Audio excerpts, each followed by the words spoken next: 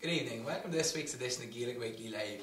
Tonight we're joined by former All-Ireland winner with Tyrone, Peter Donnelly, and of course current strength and conditioning coach. We have a new feature called Jib's News, and we'll be previewing the All-Ireland final of this Sunday. For starters, Peter, welcome to the couch. Cheers, good to have you on. We'll pick your brains with a few things as the evening goes on, but you're as excited as the rest of us are with this new feature called Jib's News. Yeah. Jibs, you have an announcement to make, do you? Yeah, it's very reliable news too. Okay, it's about the Fermanagh vacancy. Yeah, this is exclusive. Can I say it now, yeah? You can say it now, Jib, go on ahead. Rory Geller is the new manager, and one of his backroom staff is the one and only Rice McMenamin. Former guest on the show. Yeah. And the rest of the backroom teams to be confirmed. Maybe to be announced later. Well, that's it, Jib. With your contacts, the phone will be going mad. Yeah. Very reliable Jib's News in the past, you know. It hasn't been officially been called Jib's News before, but we've got some so great... if anybody from Sky's watching, great for Irish News, Daily Mirror, contact me at 079273555. I'll give you the whole details. But as Marty says, Jib's News has been, it's been entertaining over the last few months, so we'll see if this one sticks. Jib, social media then tonight, what's the question? Well, it's going to be doing with the final this weekend, and is this Sunday going to be the day in which Mayo will finally break the curse and get their hands on Sam Maguire? Okay, so I think we debate this quite a bit, will Mayo get there? And most of the answers are going to be no. Yeah, exactly, it's hard to look past Dublin. We have a couple of videos first off to play in relation to the press-up challenge. We had, our guest last week was Monaghan star Kieran Hughes. He had a go at it last week, so have a look and we'll see how you get on. Nothing's gonna ever keep you down. You're the best around. And nothing's gonna ever keep you down. You're the best around. Nothing's gonna ever keep you down.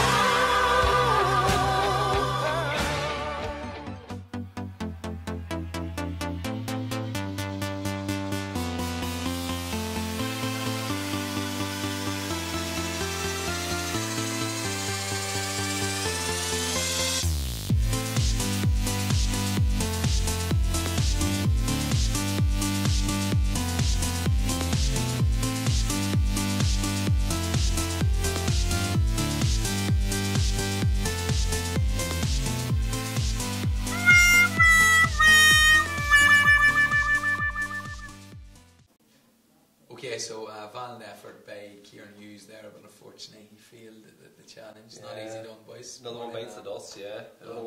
Just have to wonder, is anyone able to do this challenge? I think maybe the key to it is not carrying much weight and being low to the ground. Low anyway, short arms. Yeah, I say strength though, look, we'll talk to the strength and conditioning expert about it after we take a look at this video. We had a surprise challenger to the show. This must be week. maybe a 5th or 6th effort this year. Must be the 5th or 6th effort, but take a look at this man. As I say, it's your strength. Let's see how you get on. Nothing's gonna ever keep you down. You're the best around. And nothing's gonna ever keep you down. You're the best around. Nothing's gonna ever keep you down.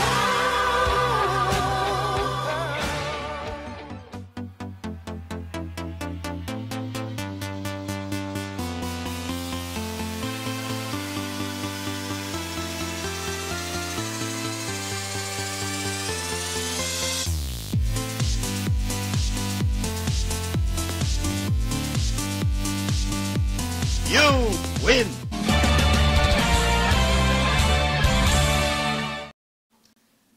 Okay, Jib, well done. Thank you.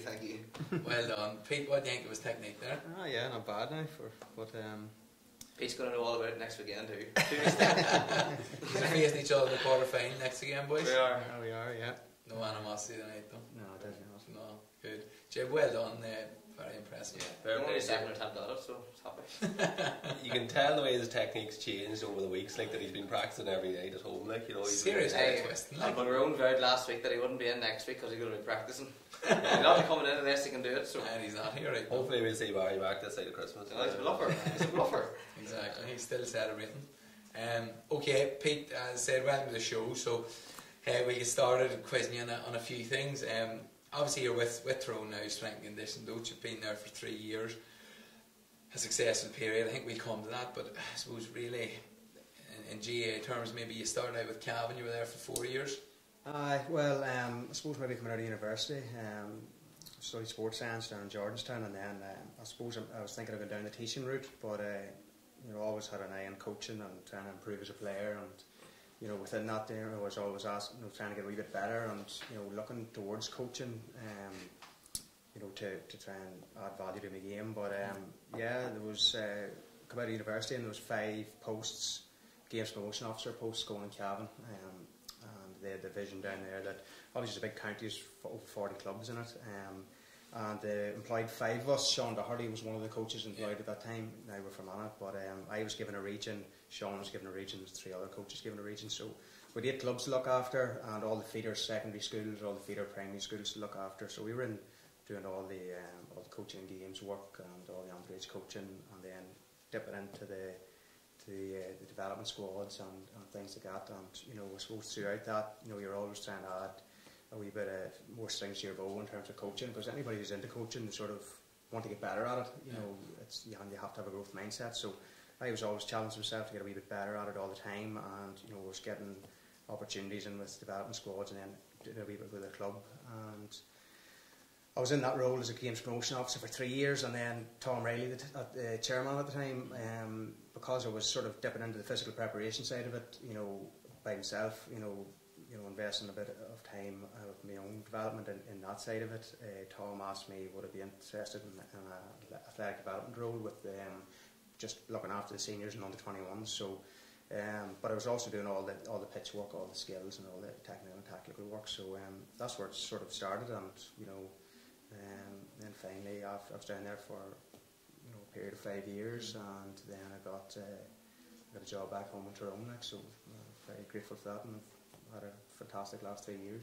Well, as you say, I suppose with Cavan it was great vision. I don't think that was existing in many other places, did it? Absolutely not. No, it was good. I was out in East Cavan, so out towards Kings Court direction, and Baileyborough, big towns. So we were really, we were just given that region, and you sort of took a lot of pride in it. The 5 of us, we had our wee regions, and even then we were bringing primary school blitzes together, and you were always trying to, it was near enough a competition between the 5 of us to see how you could improve the standard of coaching. And it was very innovative. Nicholas Watts who's Nicholas, as you know, maybe he's out with GAA Giants in the AFL now, who's a fantastic coach, and he had that vision down there, and he'd done massive work, and he drove us on well to challenge us all the time.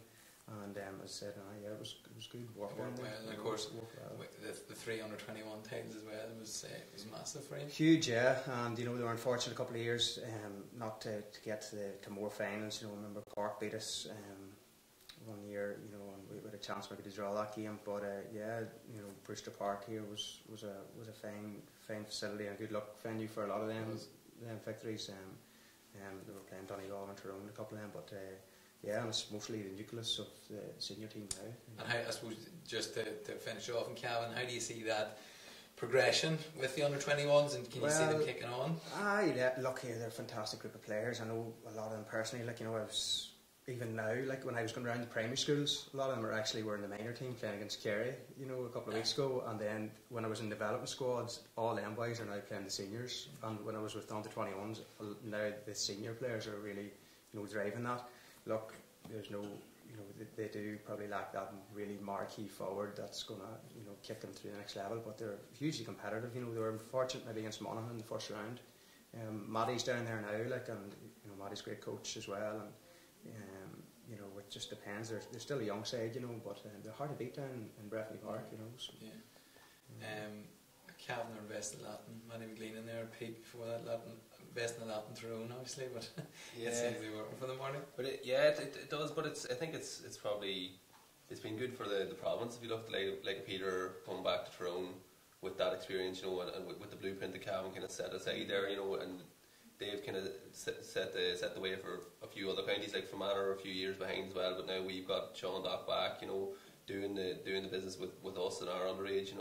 It's been good for the province what Cavan have started there. That kind of a innovation, as you say, like, because it really was a pretty good idea, like, to get that, and they've shown the rewards, like, with the under-21s, like, the seniors were in the playing Division 1 football this year, like, and that's no mean feat, like, you know, obviously they're relegated, but they've gained good experience, and they'll probably be good value for, you know, looking for promotion again this year. But definitely, like, I think that what Cavan done down there is kind of an example for the rest of the counties around, you know. For the Yeah, rest, definitely, yeah. Good, yeah. Pete, I suppose back to the, well, you're still down with Quillayland, but back to the county playing days, 2 All-Irelands, 2005 and 2008, retired in 2009, but good times. Phenomenal, like, really, you know, it's just very fortunate, you know, to be involved with such a, you know, array of class players, you know, and you know, it was just a great journey we were on, and, you know, like, okay, we won the All-Irelands, but there were some difficult times too. Like, I remember getting beat by Wexford in a semi-final league, and, you know, beat by Laois as well, maybe thinking around 07. Real tough days, you know, and even maybe, you know, 06 as All-Ireland, going into the Ulster Championship as All-Ireland winners, and playing Derry whenever we scored in the first half, you know, in 06, you know, but so some tough days as well, but we had real great personalities there, and as Jib mentioned, they're racy there, like, you know, and boys that got really driving the thing forward. It's a really player-led environment, you know, and very fortunate, got a great learning experience out of it as well, and you know, just you refer to the coaching, like, you know, we Fergal McCann was doing a lot of the pitch coaching back then, and, you know, we had class coach too. Like, I remember he was someone that inspired me, you know, to get into the coaching, because like, we had been doing the pitch sessions and stuff, and I had been going home and recording the ball, and, you know, because then just sort of trying to adapt them and try them yourself and see what worked and see what didn't. But all brilliant times, you know, and I suppose all them after Sean retiring now and Justy, I suppose maybe there's only Big Column and Cahill McCarn left of that sort of vintage. Yeah. Now left, like, so. I think they are the only 2 left, aren't they? I think so. Aye. Yeah. But yeah, obviously good times, and I think something we talk about with Tyrone is the physicality or the class of the training matches. I think I remember you telling me a tale once about a particular one you were involved in many weeks ago.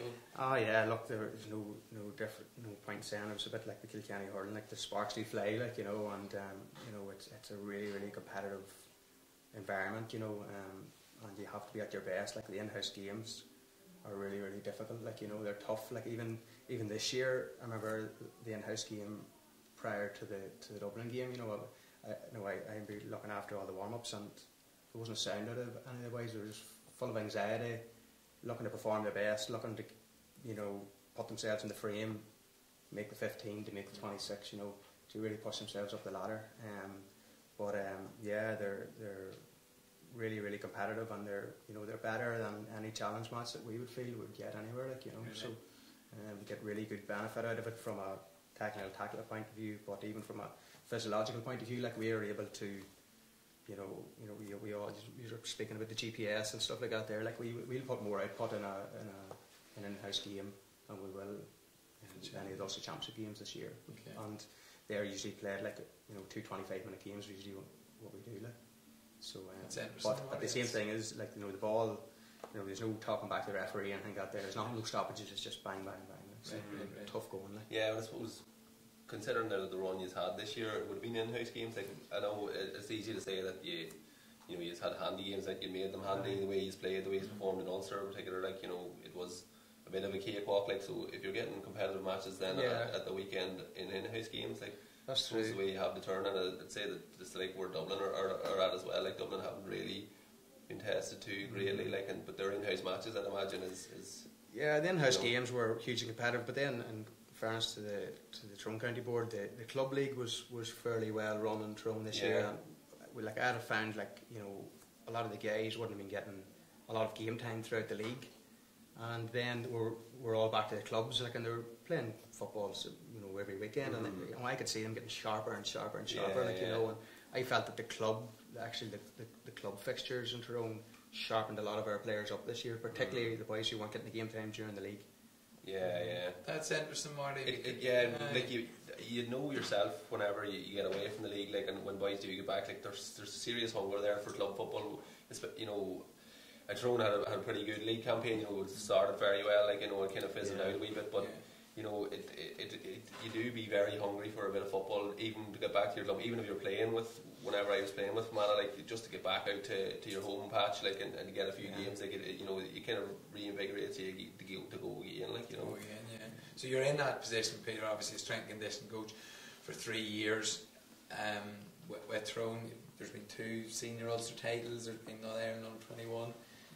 I think the the shape that Tyrone are in, because we were blown away by this year, they're in such good shape, and a lot of that's obviously down to yourself. Funny, Chrissy McCaig was in here maybe 5 weeks ago, and he was saying he just couldn't believe the condition you were in. Has that been a building over a period of a couple of years, or have you changed I'd say anything? it would have, like, but I think it was just sort of the environment we wanted to create, was that we wanted boys to train hard and, you know, but be smart about it. Like, we wouldn't have a really huge demand in the lads. Like, you know, they train Tuesday, Wednesday and Thursday. Tuesday and Thursday are both pitch sessions. Wednesday is a collective gym session. Friday we call it individual needs. We talk about the club football. Like, you know, Friday they have a day 2 gym session to do, but if they don't do it, it's not the end of the world. As long as they're, what we call it, in most clubs in Tyrone will train the Friday night. Yeah. So if they can go back to their club and, you know, even if they're coaching the rest of the boys in the club, coaching young boys, you know, because I found that, you know, a lot of inter-county players, they actually, because there's a bubble, they actually lose their friends. They become really detached. So we found that, you know, get them to their clubs on a Friday night so that they don't become too detached, keep them quite grounded and be around their friends. So, you know, it's no, you know, I'm sure, Jib, you'll see all the Celtic boys are, you know, they have a huge influence on you lads and a huge influence on all the underage lads as well.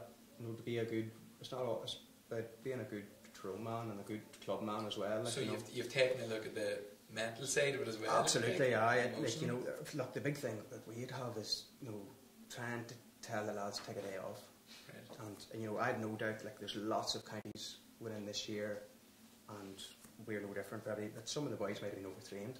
You know, they've went in and they've done an awful lot. I don't, you know, buy into that. There's such a difference in fitness levels between anybody, you know, one team and the other. I know most of the practitioners and most of the strength and conditioning coaches involved in all the county teams at all levels, and some top class coaches with really, really huge amount of knowledge. And you know, look, our lads they've driven the thing themselves really. Like, you know, okay, you know, we do the programme and all, like, but it's near enough telling boys here you have to keep it vanilla, chill out here for a wee while, and you know, just be ready, because game day is king, like, you know. Yeah, and I suppose, have you seen, obviously game day is king, and you know, with the way you're prepping them though, have you avoided a lot of soft tissue injuries? Well, the way we do it, like, you know, it's, if we play, say, on a Sunday, we usually keep training on a Tuesday night. We'll keep it quite linear, so a lot of our running would, you know, look, you know, we play a running game, so why not get good at running? So we did a lot of work on our running skills and our mobility through that. So Tuesday we keep it quite linear. We're in the gym on the Wednesday, as I said, and on the Thursday we do a lot of multi-directional work, you know. So and we work on max velocity on a Thursday night. We sprint them once a week to get them up their top speed. And you know, obviously there's independent research out there that says that, you know, if you expose players to speed, you know, there's obviously a limitation in your injury risk. So because sometimes in the games you actually don't get the opportunity sometimes to max out, you know. So it's just some things like that, like, you know, you do, like, that's why we usually work at Tuesday linear, because the body load of a game at the weekend, boys are quite sore coming into it, so we just twist and turn, so we keep it quite linear, particularly through the running skills, like, you know. So. And have you anything then in relation to recovery on game days, or anything you all do in particular? Or? Not really, like, you know, sometimes it's just good, you know, we'd call it like near enough mental decompression, just go for a coffee and chill out with your girlfriend or your wife, because as I said before, these boys are in a bubble and sometimes they feel they have to do more and do more. Sometimes it's just good to switch off and do something else, you know. But, you know, just the usual recovery modalities, like, you know, some boys like an ice bath. We don't force it on them. Some boys, you know, like to get more massage, go to the pool. But sometimes good food and a bit of chill out time is just as good as anything. Other way when you were on Fermanagh Miners, did John O'Reilly have to tell you to take a day off? That's it. Chill out. Back then I was drinking Blue Dudley Henny in the back. On a I was night keeping you going. I was keeping me going. Yeah. Thanks, Jim. But boys, it's Yeah, I'm sure it's not that simplistic, but it's broken down very simply. It's very interesting, you know, just to hear the take on it. Like, you know, we would have had a lot of that as well. You know, I know the way you broke up the training there, and you know, you've talked about doing one thing on one night specifically. It's kind of changed from when we've been training, maybe not with the county, like with club training, like, you know, years ago, it would be like just try and get absolutely everything done in one training session. You know, you just try and do. You want to be as fast as you can, as fit as you can, and you want to be, you know, the best footballer you can, all in one training session. You know, whereas but on that point, like, you know, you are trying to get everything into it, but like, you know, Mickey and Horse would look after all our pit sessions. You know, like, skill is the bedrock of performance, really. Like, ours is a skill-based performance strategy. Like, you know, I'm there just when I'm there. Like, there's no point. I'm not going to start, you know, whacking out a lot of tempo runs if we're getting them in the skills. If you know what I mean? I'm just there. Sometimes they'll say, "Are you happy enough?" Yeah, bang on. You move on.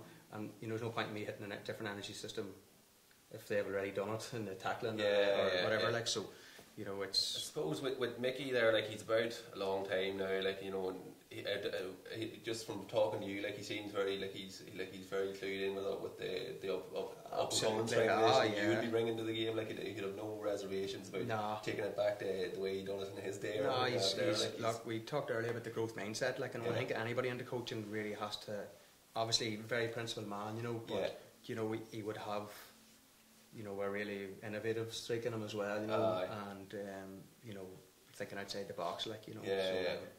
Definitely, you know, he's for me anyway. It's been I've loved it, you know, and it's been probably a wee bit different role than when I was in Cavan. I was down. I'd have been on the pitch taking absolutely everything. So, you know, every bit of skill. Where like now, I just have to look after the physical preparation, do a wee bit of the technical work or technical skill work to start through the warm up. But after that, you know, Mickey and Horse look after all the tackling and all. So it means you can have a relationship with the players. I still play a bit of club football too, and you can have a good relationship because I've nothing to do with picking team or selection, and I can have a good rapport with them because I'm with them 24/7. If they hit you text message or whatever, need a bit of programming for such and such, they want it there and then. Like, so, you know, you can focus on that. It works well for me. Like. It's good to have that wee bit of a kind of a disconnect from the official, like, you know, team selection or that there. Yeah, no, it's all very interesting. You mentioned you're obviously still playing with Cool Island. A championship obviously came of late, which you were. Is that your first? With Cool Island. Well, we won it in 2010. I were beaten the final in 07 by Dromore. Dromore won their first in 07. Beat really comprehensively. We came back, won it in 010. Then we got to the final last year. We were probably one hand in the cup on the first day, and then the second day we were blew to pieces. Like, you know, so tough opportunity now against Trillick now. You know, they'll be probably sore after last year. You know, getting beat by Kitty Clogher, and you know, obviously, you know, there weren't there were a lot of injuries and stuff going into that game. Like, you know, but they're a really exciting team coming up. Like, you know, and you're still enjoying playing. Must be hard enough to juggle. It's tough to get down the road. Like, obviously, like, living in Enniskillen and being travelling from. Before that, like, I was living in Cavan, like, in around the 08 and 09, and I've always been driving up and down the road, spent a lot of time in the car. But look, you know, it's the only connection I have really enough to home. Like, you know, it's a good opportunity to play with your brothers and play with the boys you grew up with. Like, you know, so, you know, I love it. Like, you know, I love getting down the road, like, and you know, we can call in to see the home house and get a bit of playing a bit of football. Like, you know, but it's, as I said, like, when you're totally immersed when your work's football. Yes. And then you're going and your hobby then's football too. Like, you know, it's. Will you get a rapid jib now in the flights? Nah, I don't get up that far up the pitch. Like. Opposite ends, is it? That's a yes. He's fond of giving big men smart lip. He was giving it to Joe McMahon a couple of weeks ago. Joe deserved it. We'll see how he fares out. I suppose, Pete, we'll move on then. We're going to preview the final. Dublin and Mayo. I suppose on the chat of Tyrone, the good year he's had, the good couple of years, obviously came up against Dublin, and it was a pretty one-sided game. What was your take on it overall? Well, look, you know, obviously, like, you know, our preparation, we thought we were bang on. We were really looking forward to it. Like, and I suppose, like, I never really thought that Dublin would be as good, and I didn't see us being as poor or bringing anything like that to the table. But like, you know, where I was, like I was down. I usually do the water, and you're down very close. Like, you know, it's unbelievable how slick we were. Like, you know, like really, like we're playing a defensive strategy, and what you're looking for is a loopy pass, a pass with a lot of trajectory in it, where you can maybe have a reaction time or anticipate intercepting. Then you go on, you know, you're away in the smoke, you cut their throat. Or something going to the shins where you can maybe gobble them up. Like we turned a lot of teams over by bringing it into a tackle. Their message was pass forward the tackle, pass forward the tackle. But see, they're passing, like there wasn't even maybe one bounce at the most, but it was just pop, pop, pop. On our defence, like, you know, we're thinking, oh, will I push here? No, I won't, because the peripheral vision, you have somebody looping in behind. And it's not to say, oh, it's maybe a number 2 or number 4 or whatever. Anybody who's looping in behind you in Dublin can score. And you know, they're really, really efficient in their scoring as well. Like, you know, but no, it's a tough nut. They're going to be a tough nut to crack now this weekend. Like, you know, but you know, I'm not saying they're unbeatable. Like, but you know, they were obviously really, really impressive against us. Although we didn't bring much to the table on that given day. You know. Yeah, it was one of those days where they were just spot on.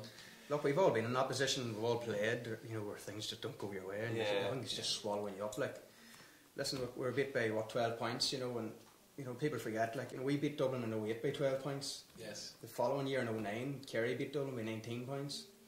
The following year in 2010, they beat Tyrone then by 3, and then that sort of maybe kicked on, you know, they got a Pat Gilroy came in, and they've really been shaping their squad from then, like, you know, so they've had their knocks as well, and have came. Yeah, they have. Like, I was, as we was watching that Tyrone match, I was thinking about, you know, you could see what Dublin were doing was keeping the ball out of the tackle and passing it round and being patient, and I was saying on the show after as well.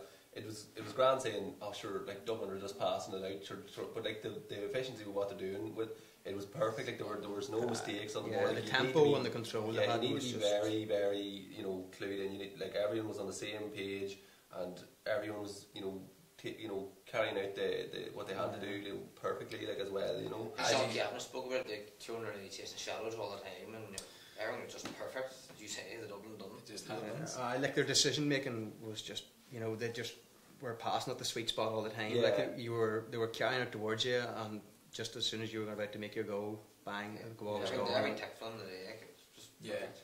And I think, I suppose maybe it's more of an Ulster thing, but maybe because we're in Ulster, but we often say, you know, if there's anyone that won't feel the Dubs, it will be Tyrone. I suppose the way we had seen Tyrone progress this year, as you say, Marty, turn over so many in Ulster quite easy, it probably was a bit of a shock for us. Leading on to that, and you said about them having their specific jobs, Kieran Hughes on last week, and he spoke about him and Darren Hughes were targeted in that game. And he says, you know, James McCarthy, 50 minutes, just stuck to him. I suppose this week, you know, what will Dublin's focus be, do you think, in relation to Mayo in those 2, 3, 4 players? You'd have to start with more, and like given the 2 semi-final performances, you know, Killian O'Connor is obviously going to be fairly efficient from frees. He'll take a bit of marking as well, but it specifically be more in the full forward line, and then you'd imagine Aidan O'Shea will be moved out from full back this week. They'll put a lot of pressure on him as well. Like, you know, it's what was it, Darragh O'Shea, he's talking about hammer and the hammer, like, and Aidan O'Shea is he's the main man, excuse my language, for Mayo. But you know, he is a driver for Mayo, you know, like, and he gets the crowd going as well. Like, so if Dublin can get on top of him and really, you know, kind of turn him the other way, it'll be a boost to them. And, you know, I know it's a hard thing to put this Mayo crowd down, but, you know, it's one thing that gets them up to see Aidan O'Shea driving on and winning a big throw up or doing something, you know, swashbuckling as he does. Like, but if he's getting penned down and sent the other way, it'll be a kind of a blow to Mayo's. It's a cause. I think Dublin will have more matchups to do than they did against us. Like, really, they went to Petey. John Small went to Petey. Michael Fitzsimons obviously in Sparky at the back, and Philly McMahon went to Matty. Bar that, you know, but I think because Mayo are going to obviously pour more men up the field. Like, you know, Jason Doherty's maybe going to get marked. Aidan O'Shea will be marked. And he'll be marked. We didn't mention the half back line there. Well, exactly. Conor Boyle and Keegan. will take a bit of stopping. Like Keith Higgins will obviously be doing a defensive job, but you know he makes a good impact going forward for them as well. So what the Mayo focus on then, Marty? Like everyone. But you know, do they change their plan? Because I mean, they probably changed the way they played quite considerably against Mayo or they Kerry. are quite adaptable. Like they are adaptable. Yeah. So where do they go this week? Well, the big thing is I think that they can't give Dublin any oxygen at all. Like, and look, there was only a kick of a ball in it last year. They took a lot of, they even conceded 2 own goals in the first game. But if they hang in there early doors, they will rattle them. I think, because of that, the likes of Colin Boyle and all, they're so combative. And I think the way that if they do go with Scully or if they go with Conor Callan and these boys, I think it might suit some of the Mayo players just from their size and just the way they play. It might suit them okay. But Mayo are a very physically strong team. Like they're animals. Like and as you say, like Conor Callahan, who is a mighty footballer, he looks like the real deal. But the like of Colin Boyle there has just been eating ground for breakfast all year for half the match and then they get taken off. But he's he's been very impressive. Like, and that half back line is real kind of a focal point for Mayo's attack, as well. Jib, any much interaction social media? We have a fair few messages here. Chesa Patrick's written straight away Mayo for Sam. We have Mayo are a different team altogether. They're revved up and it will be very tight like it was last year. Mayo hammered a decent Kerry team and I think they will win on Sunday up the Kingdom. What remains to be seen is whether Mayo can live with the Dubs over the full 70 minutes and whether their final mentality has improved. Dublin will have much greater options on the bench, but what's more important is that they have Jim Gavin, who is the most shrewd tactician in the game today. Where are we now again? Oh, there's a few repeat here. Having won so much, I think you've already touched on this right enough about forward, Gavin. Having won so much at underage with Gavin, why do you think they haven't pushed on and won more at senior level? Well, look, I do think maybe they probably are lacking that bit of class up front, that real good. Now they have good footballers up front who can win ball and great ball winners and stuff, but I think it's just they need someone who's going to shoot the lights out and a couple of them, because when opposition come out, their number 2, 3 and 4 are just going to play. Number 2, they don't probably have to worry about real matchups or anything like that. They're not really challenging the opposition's full back line in terms of matchups at the moment. But look, they have a couple of young minor teams coming through. They have a couple of good players coming through. But I think we've all probably agreed on that before. I suppose like Murray Dunn kind of had one great season there. Well, 1 or 2 great games. One year that ended up beating Fermanagh twice that year. But and then you looking back, the likes of Shawnee Johnson coming back onto the panel and that they are probably struggling. Like they've got great players up there. Like Eugene Keating did kind of. He kind of looked like he was going to push on and be a great asset for them. He's kind of gone now this last couple of years. Like we've got Cian Mackey in the half forward line, who's a great player, but he's not that inside forward that you're talking about either. Like I would agree with that. Like, but Cavan haven't been too far away either. Like it was it took Tyrone a replay to beat them last year in an Ulster semi-final. And they've had a couple of close tussles with Monaghan and just haven't got over the line with them. They're possibly a bit like Monaghan, where 5-6 years ago they just have to get maybe that one big win or get to that. Get up there to a final and see what they're made of. But they're definitely they're still a force we reckon with. And first division football last year would have had them. Of course. And let's see them probably be one of the stronger teams in Division 2 again this year. Kick on, Jib, you're laughing. I'm laughing. Fergal McKierney, Mayo have as much chance of winning Sam as Tulloch have of beating Quillens. Thanks, Fergal. Is that a very good or a very bad chance? No comment. Kieran O'Doherty, our good viewer. Is there any other senior championship within the province that is similar to Tyrone? Competitive, I mean. I think Derry probably has something to say about that, wouldn't it?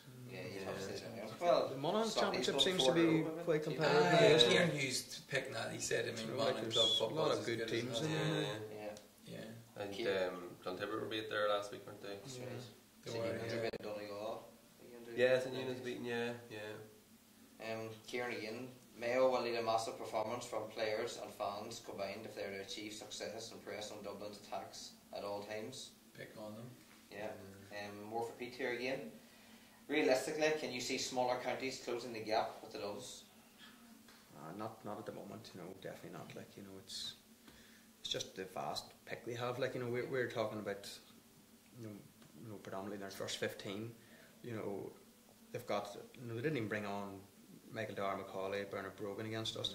Like, obviously with my role being involved in some of the under-21s, like we're going to play them challenge matches. I would have a fair idea of what else is coming through. They've Brian Harte, a guy from Raheny, who's not under 26, phenomenal footballer. Like, they've another, I think it's Killian McDade, maybe. They've brought another one of the other guys from Coola, one of the hurlers in the Shute, real classy footballers, like, and they're not even getting in the team bus into the match, like, I think, like, from the drawing game last year against Mayo, the first day out, they've got the 4 different players will be starting in their forward line. This well, if you were to take their team that they lined out against Tyrone, you've got Conor Callahan coming in. Mannion didn't start last year. Andrews didn't start last year in the first match anyway. And what do you call the other fella? The other Dublin forward there. I can't remember his name. No, that start against Hughes. We started. Scully. Yeah. So, and then in the back line they brought in McCaffrey and somebody else as well. 6 players who didn't start the first game last year started against Tyrone in the semi-final. Daly Byrne still in the bench. And, it's not as if it's not as if this is a kind of downgraded them in any way. Like, he's brought in these players because they're outplaying like a Bernard Brogan, a Michael Dar McCauley, like players like so they're not relying on those couple of guys. And the thing about it is when you're bringing in like a Conor Callahan and younger players like Scully, then it's the hunger that they bring. Like, they want to make their own name. They want to get their own name up in lights. They want to be the next player of the year, or the next All-Star, or the next.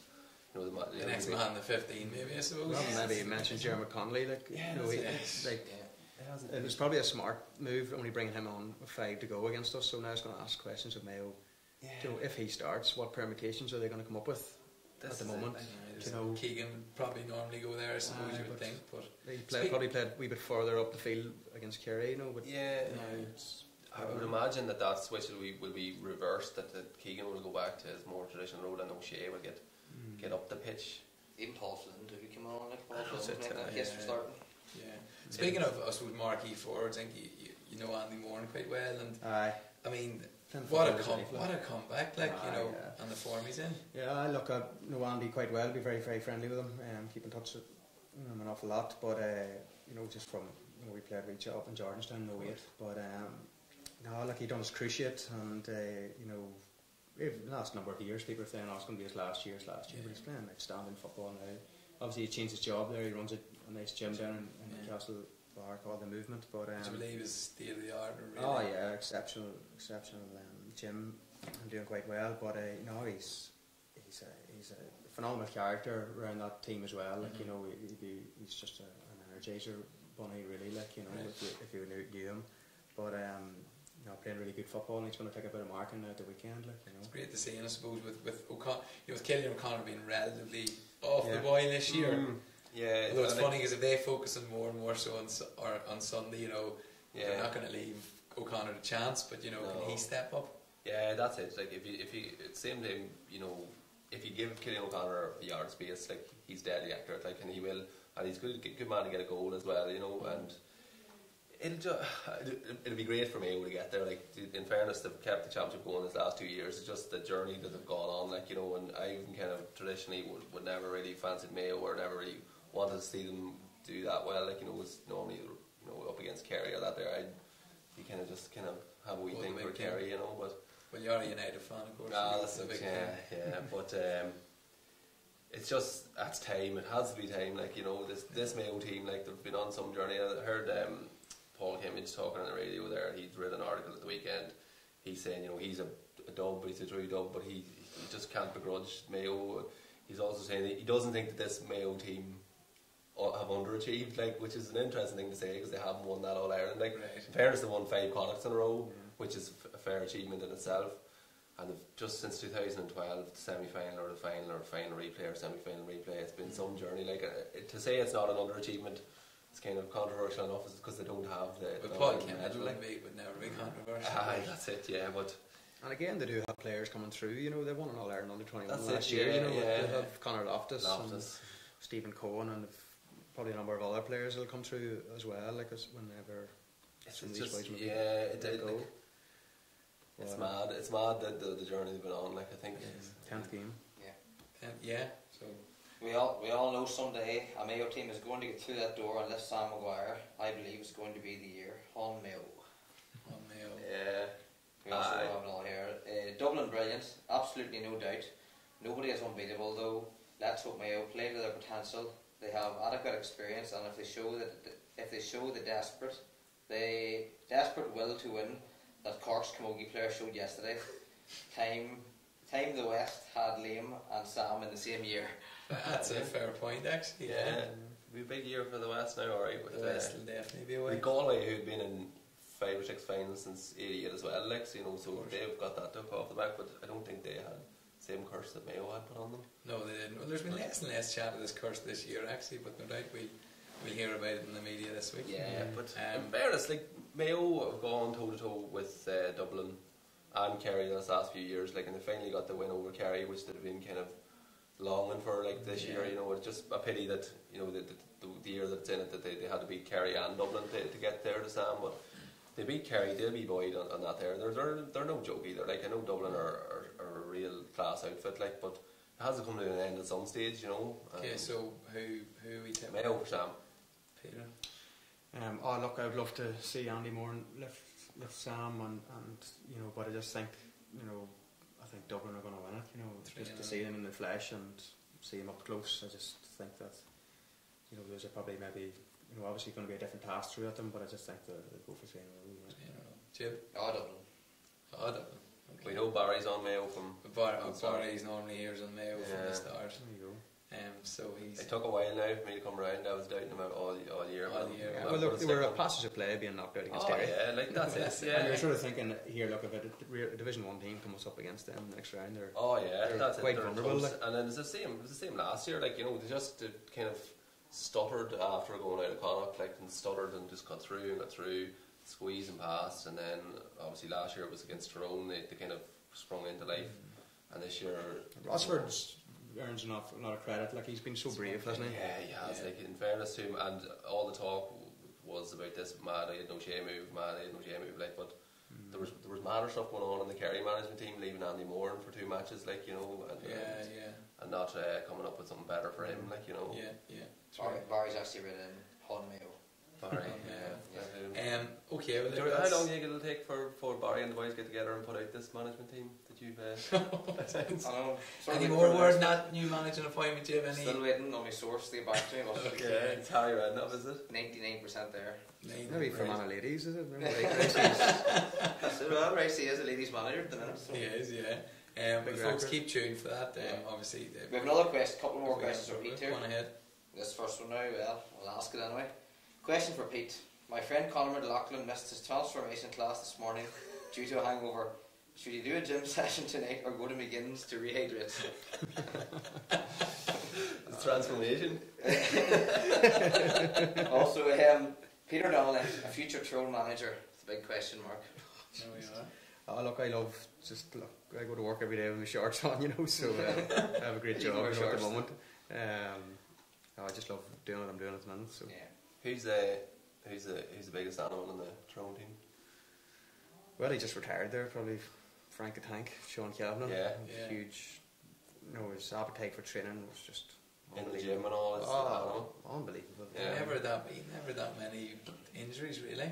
Well, if Sean done anything, it was like, you know, he had a real bad shoulder injury one time, his ankles, you know, things like that. Like, but he keeps himself in really, really good nick. No, look, we have a number of boys. You know, we got like Matty Donnelly, Body MC, PD Harte. A couple of younger crew too coming through as well. Yeah, the Frank Burns and these boys are cute. Pat McGeary and that. So, no, we've no the application of our lads now are top notch. Like, to that stuff. Just on that, who is the worst Tyrone trainer? The worst. Look, it's very hard to say actually. Harry Lahern probably, he's only new into the squad, and you sort of find that, like, with you guys in the squad, that just to get used to the training load, that they sort of break down quite a bit, or they find things, but he's probably our quickest as well. He's an absolute rocket. You might have seen him playing for the Y yesterday. He's a player maybe that hopefully, if he does stay injury free, that will come through. Like, First time I've seen him playing. Keep an eye out for him.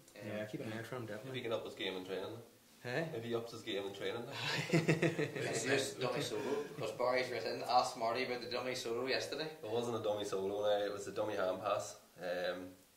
It was Marone was standing in the line, or out taking a free, and he looked. I could see the fear of God in his eyes, so I went short for it, and I was kind of coming round on a loop then, and it was just on the right foot, so I was gonna, I was in my own head to the last minute. I was gonna go for it, but he was on the inside of me, like, and his feet would be probably better than mine. So just as I was about to kick it, last minute, I nearly dummied myself because I could see a boy coming running, and there was a big shape going across the side, skate in front of it, so I just fist her off the wee left hand, then Marone kicked it fucking dropped short. It wasn't a dummy hand pass because it was done by a dummy.